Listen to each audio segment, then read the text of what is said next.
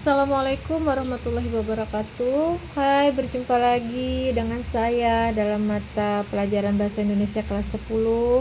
Mudah-mudahan dalam keadaan sehat walafiat. Amin ya rabbal alamin. Dan kita akan melanjutkan tentang mata pelajaran Bahasa Indonesia yang selanjutnya menulis teks negosiasi berbentuk naratif. Jadi menulis teks negosiasi berbentuk naratif berarti menuliskan proses tawar-menawar atau perundingan dalam bentuk cerita dan logis, kreatif dan alur yang runtun. Jadi tidak hanya dialog, penawaran saja, tetapi ada alur seperti cerita pada umumnya, yaitu ada tokoh, ada waktu, tempat, masalah, proses negosiasinya, sampai akhirnya muncul kesepakatan ya.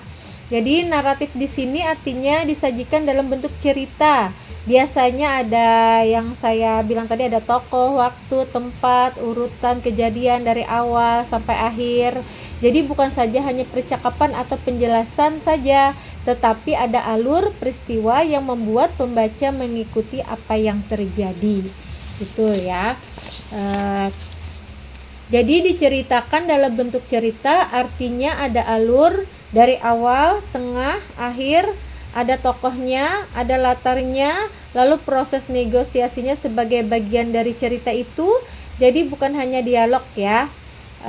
Kemudian contohnya dalam teks negosiasi berbentuk cerita pada saat tawar-menawar ya, yaitu pagi itu Rani pergi ke pasar untuk membeli tas. Ia melihat tas yang menarik di sebuah toko. Rani kemudian bertanya kepada penjual tentang harga tas tersebut. "Berapa harga tas ini, Bu?" tanya Rani. "Harganya Rp200.000, Nak," jawab penjual. Rani merasa harganya mahal. Ia pun mencoba menawar, "Boleh kurang, Bu? 150.000 saja," kata Rani. Penjual berpikir sejenak lalu berkata, "Bagaimana kalau 170.000? Rani menyetujuinya. Akhirnya mereka sepakat dengan harga tersebut dan Rani pun membeli tas itu. Disebut naratif karena ada alur cerita, ada tokoh dan latar, tidak hanya percakapan. Jadi maksudnya latar itu keterangan ya, keterangan tempat, waktu biasanya. Kemudian itu contoh yang pertama, nanti saya akan memfotokan contoh yang kedua. Jadi kalian silahkan baca ya. Silahkan baca saja contoh yang kedua, nanti saya akan fotokan di sini. Selanjutnya ada beberapa langkah yang kalian lakukan untuk menulis teks negosiasi dalam bentuk naratif. Yang pertama yaitu tentukan tema atau topiknya. Jadi pilih satu topik yang menarik, satu tema yang menarik berdasarkan pengalaman kamu, pengamatan kamu, misalnya di lingkungan sekitar kalian, peristiwa yang kalian dengar atau ketahui. Yang pertama itu temanya ya. Yang kedua, menentukan pihak yang terlibat. Maksudnya itu menentukan pihak yang terlibat dalam teks negosiasi didasarkan pada tema yang kalian pilih. Misalnya saja temanya tawar-menawar barang, berarti pihak yang terlibat yaitu penjual dan pembeli. Yang ketiga, menentukan perbedaan kepentingan antara dua pihak. Ingat, tujuan dari negosiasi itu adalah mencari kesepakatan atau persetujuan antara dua belah pihak. Oleh karena itu, perbedaan antara dua pihak yang terlibat harus muncul terlebih dahulu. Contohnya perbedaan harga barang antara penjual dan pembeli, itu maksudnya ya. Yang keempat, menentukan kesepakatan antara kedua belah pihak. Perbedaan pandangan antara dua belah pihak dapat diselesaikan ya, dan adanya kesepakatan yang menguntungkan dua belah pihak. Contohnya ada harga yang disepakati dalam proses tawar-menawar antara penjual dan pembeli. Yang kelima, menyusun kerangka teks. Maksudnya sebagai dasar dalam pengembangan teks secara lengkap dan utuh. Kerangka ini membantu supaya cerita atau dialognya runtun dan tidak melompat-lompat sehingga hasilnya jelas dan mudah dipahami. Yang keenam, Mengembangkan kerangka menjadi teks utuh. Kalian dapat mengembangkan kerangka teks tadi menjadi sebuah tulisan yang utuh. Kalian dapat menyusun kata demi kata, kalimat demi kalimat, paragraf demi paragraf, sehingga membentuk suatu kesatuan dan tulisan utuh. Dan perhatikan baik-baik pilihan kosakatanya, strukturnya, kalimatnya, hubungan antar kalimatnya agar meminimalkan koreksi kesalahan pada tahap selanjutnya. Yang ketujuh, merevisi kembali hasil tulisan utuh setelah hasil tulisan tadi dikembangkan. Sebelum dipublikasikan, maka perlu dicek kembali agar mendapatkan tulisan yang sempurna dan menarik. Kemudian yang ke-8 yaitu dipublikasikan. Setelah melalui proses dicek, proses revisi, selanjutnya kalian dapat mempublikasikannya melalui media sosial, melalui majalah dinding di sekolah, kemudian laman pribadi, agar lebih menarik boleh dilengkapi dengan foto, video seperti itu. Itu adalah menulis teks negosiasi berbentuk naratif.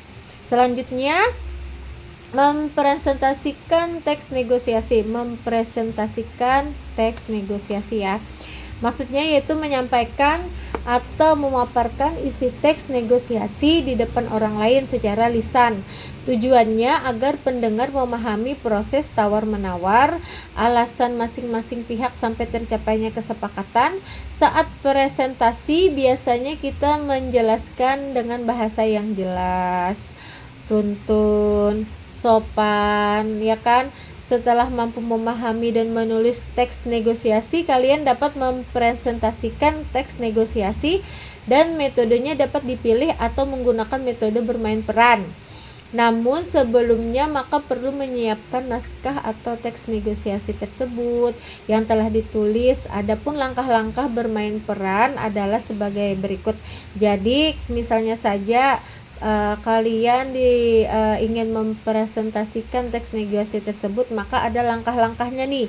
Jadi kita ketahui dulu langkah-langkahnya. Yang pertama, mendeskripsikan skenario peristiwa. Pada tahap pertama, kalian perlu memberi penjelasan terhadap peristiwa yang terdapat pada teks negosiasi. Karena urutan kejadian pada naskah teks negosiasi perlu direncanakan dengan baik. Maksudnya, gambaran tentang kejadian yang akan dimainkan atau dituliskan biasanya berisi siapa tokohnya, di mana tempatnya, kapan terjadinya, masalahnya apa yang muncul, dan bagaimana kira-kira alurnya sampai selesai, sehingga mempunyai bayangan yang jelas tentang cerita yang akan terjadi. Yang kedua, mempelajari karakter peran. Karakter peran dalam teks negosiasi tidak serumit pementasan drama ya. Dalam hal ini kalian hanya perlu tampil sebaik mungkin dan berperan sebagai pihak-pihak yang terlibat dalam teks negosiasi. Yang ketiga, menentukan pemeran. Nah, menentukan pemeran ini pilih pemeran sesuai jumlah pihak yang terlibat dalam teks negosiasi. Siapa yang jadi penjual, siapa yang jadi pembeli. Kemudian yang keempat, menata panggung, latar, dan peralatan pendukung. Hasil disesuaikan. Jadi harus disesuaikan. Misalnya latarnya di kelas, maka disiapkan meja, kursi sebagai peralatan pendukung atau alat peraga. Yang kelima, latihan diperlukan untuk meminimalisasikan kesalahan dalam pelaksanaan bermain peran. Yang keenam, melakukan pemeranan. Tahap ini kalau harus kalian itu tampil sesuai dengan naskahnya yang kalian susun. Upayakan tampil dengan maksimal dan sebaik mungkin. Yang ketujuh, diskusi dan evaluasi. Jadi kegiatan ini berupaya untuk memberi penilaian terhadap kualitas pemeran dan memberikan saran masukan untuk perbaikan lebih lanjut pada penampilan selanjutnya. Jadi sebagai contoh, berikut ada video teks negosiasi dalam bentuk bermain peran oleh siswa SMA. Video tersebut dapat kalian saksikan melalui alamat tautan dan kode QR sebagai berikut. Jadi nanti ada nih saya memberikan link atau kode QR. Jadi kalian buka lewat HP, kemudian perhatikan, lihat, tonton seperti apa mereka berperan. Setelah itu saya minta kalian menyimpulkan apa yang ada di video tersebut. Misalnya saya menyimpulkan, kalau saya lihat di video tersebut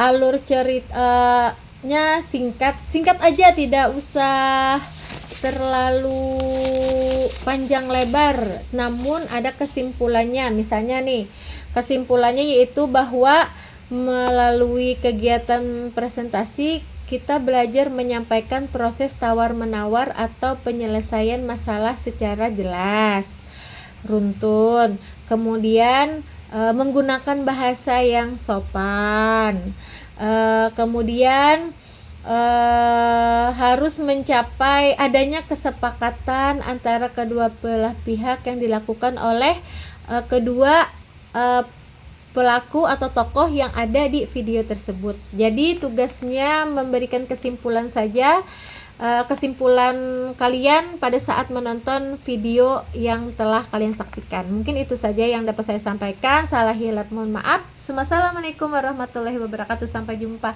di lain hari.